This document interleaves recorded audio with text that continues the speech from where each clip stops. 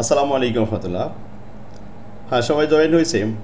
আজকে ক্লাস হবে আমাদের non profit organisation and its account, অমুনাফাভোগী প্রতিষ্ঠান এবং এর হিসাবসমূহ। দেখুন, সিলেবাসে দেওয়া হয়েছে non profit organisation and its অ্যাকাউন্টে account for club, accounting for club, ক্লাবের হিসাব করতে হবে। হসপিটাল, হসপিটালের হিসাব দেখাতে হবে। এডুকেশনাল ইনস্টিটিউট, প্রতিষ্ঠানগুলো, ইনস্টিটিউট যেগুলো শিক্ষামূলক প্রতিষ্ঠান, এখানে সাধারণত আমাদের এডুকেশনালের মধ্যে দেওয়া আছে পাবলিক লাইব্রেরির অঙ্কগুলো, আর ক্লাবের কিছু অঙ্ক এখান থেকে 100% অঙ্ক আসে, আর হসপিটালের কিছু অঙ্ক। এই তিনটা ফর্মেটে ভাগ করে অঙ্কগুলো আলাদা করা হয়েছে। তো আমাদের এই অধ্যায় কী কী করতে হবে? সিলেবাসে বলছে ক্যাপিটাল ফান্ড তৈরি করতে হবে, প্রথমে ওপেনিং ক্যাপিটাল ফান্ড, এরপর রিসিভ অ্যান্ড পেমেন্ট, এরপর ইনকাম অ্যান্ড এক্সপেন্ডিচার স্টেটমেন্ট, তারপর ব্যালেন্স শিট। এই কয়টা পার্ট করলে ব্যাস এনাফ। বি পার্ট এবং সি পার্ট এখান থেকে আসবে। তো প্রথমে এই অঙ্কগুলো 3 ভাগে ভাগ করা হয়েছে, 3টে ফরম্যাটে আলাদা করা হয়েছে। ক্লাবের অঙ্ক আলাদা করে দিয়েছি, হসপিটালের অঙ্ক আলাদা করে দিয়েছি, আর এডুকেশনাল ইনস্টিটিউটের অঙ্ক আলাদা করে দিয়েছি। দেখুন, ওপেনিং ক্যাপিটাল ফান্ড কীভাবে তৈরি হবে, কোন আইটেমগুলো আসবে, সব প্রথমে ছক দিয়ে দিয়েছি। এই ওপেনিং অ্যাসেট থেকে ওপেনিং লাইবিলিটি বাদ দিয়ে ব্যাস ওপেনিং ক্যাপিটাল ফান্ড। এক্সপেন্সেস, এখন এক্সপেন্ডিচার যেগুলো আছে এটা 2 ভাগে ভাগ করেছি, মুনাফা জাতীয় এবং মূলধন জাতীয়। ব্যয়গুলো আলাদা করা, ইনকামগুলো আলাদা করা হয়েছে, মুনাফা জাতীয় আয়, মূলধন জাতীয় আয়। বাংলা অর্থ সহ দিয়েছি, কারণ এইগুলো আপনাদের দরকার।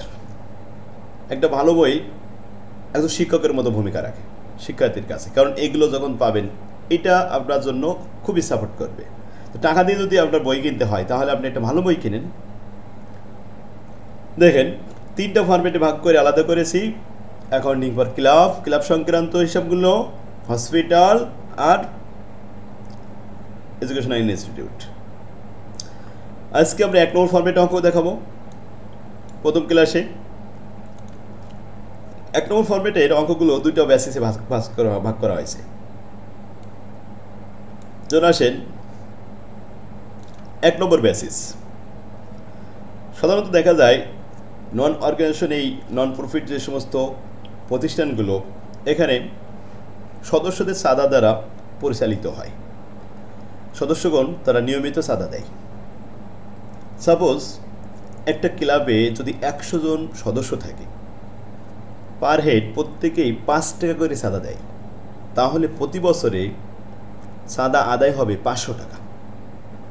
এই 500 টাকাই হলো এই ক্লাবের ইনকাম।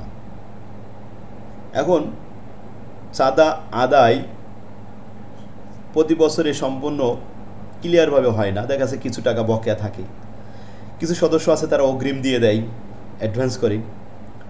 কিন্তু আমাদের হিসাব করতে হবে শুধুমাত্র এই 500 টাকা। চলতি বছরে চাঁদা আদায় 500 টাকা, এর বেশি দেখানো যাবে না।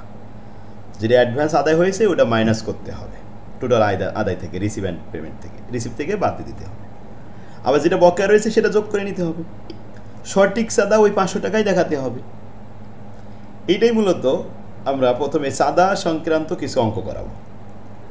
1 নম্বর বেসিসে আমার বইতে সব চাঁদা সংক্রান্ত অঙ্ক দেওয়া হয়েছে, যে অ্যাকচুয়াল চাঁদা কী। ম্যাক্সিমাম স্টুডেন্ট এইগুলো, এই সহজ জিনিসটা বুঝতে পারে না। তাই আমি আমার বইতে এক জায়গায় করে দিয়েছি যে 1 নম্বর বেসিসে শুধু চাঁদা সংক্রান্ত অঙ্ক, যতগুলো অঙ্ক আসছে বোর্ডে এই পর্যন্ত এবং আসতে পারে সেগুলো সব দিয়েছি। তাহলে চাঁদা নিয়ে কোনো টেনশন নেই। 4 মার্কের অঙ্ক এখানেই পাবেন 100%। এখান থেকে এই চাঁদা সংক্রান্ত অঙ্ক 4 মার্কে থাকবেই থাকবে।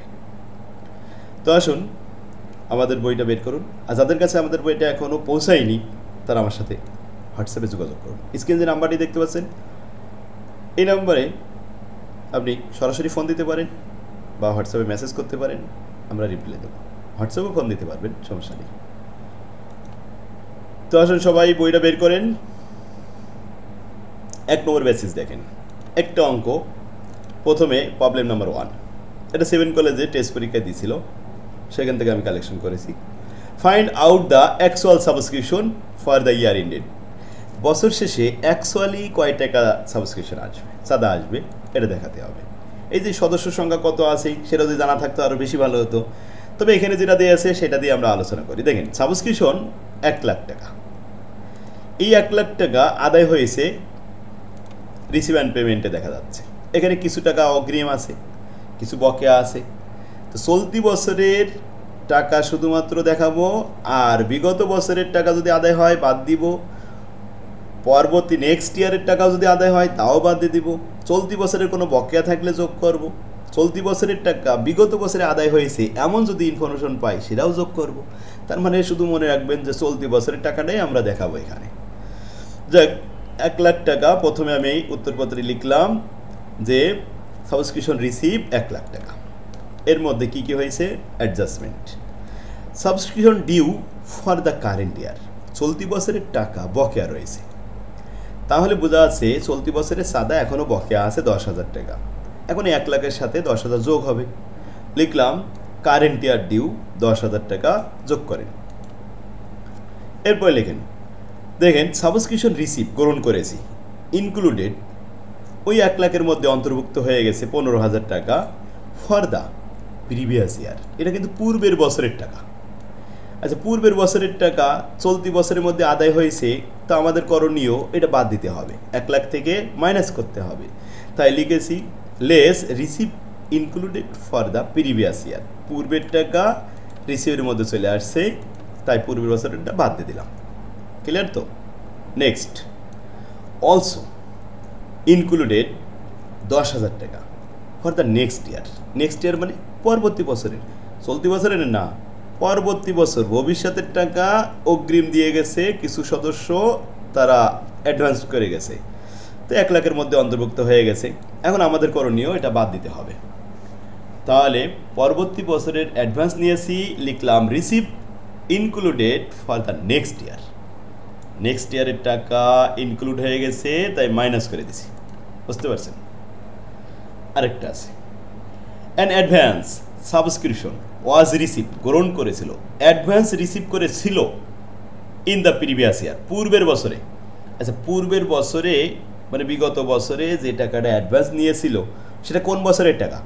সেটা তো চলতি বছরের টাকা। চলতি বছরের 20,000 টাকা পূর্বে আদায় হয়ে গেছিল, এখন ওই টাকাটা অ্যাডজাস্ট করতে হবে, এই চলতি বছরের সাথে যোগ করতে হবে।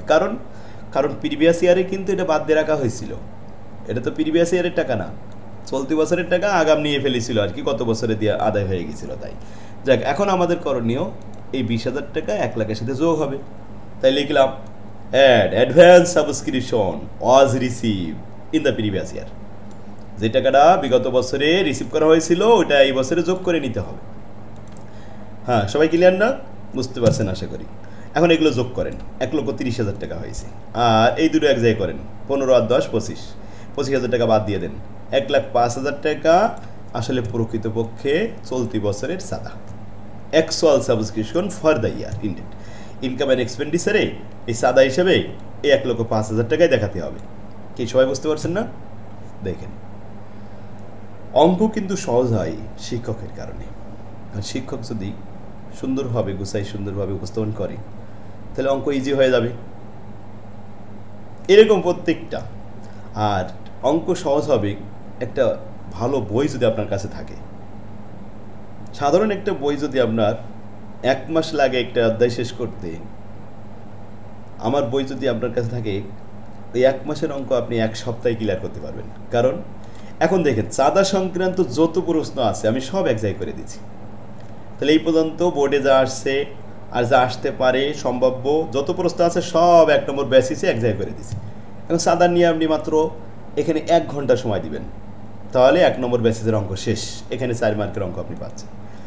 আর 2 নম্বর বেসিসে ওখানে 2 ঘন্টা সময় লাগবে, তাই 3 ঘন্টায় আপনার একটা অধ্যায় হয়ে যাচ্ছে। এর উপরে এই অধ্যায়ের উপরে আমার কাছে রিজার্ভ অনেকগুলো ক্লাস আছে, এই ক্লাসগুলো আপনি পাবেন, একসাথে নেবেন, আমাদের গ্রুপে অ্যাড হয়ে যান, অনেক উপকার হবে আপনার। ওমা তৌফিক ইল্লা বিল্লাহ। আসসালামু আলাইকুম রহমতুল্লাহ।